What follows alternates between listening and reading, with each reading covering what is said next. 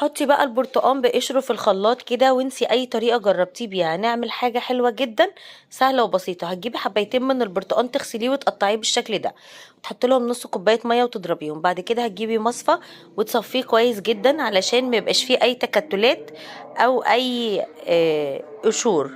معلش بقى يا جماعة، بتاع الروبابيكيا داير عندنا. بعد كده هنجيب بولة، هنجيب فيها كوباية من السكر وكوباية من السمنة على زيت.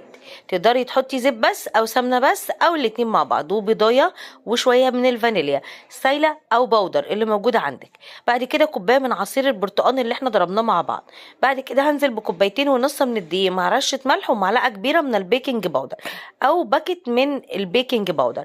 بعد كده حطيت معلقة من الخل، واقلب بقى الخليط بتاعي ده كويس قوي، واروح اولع الفرن على درجه حراره 180 او 200. في المرحله دي بولع الفرن. دلوقتي لقيت القوام معايا تقيل، نزلت بربع كوبايه من الميه او ربع كوبايه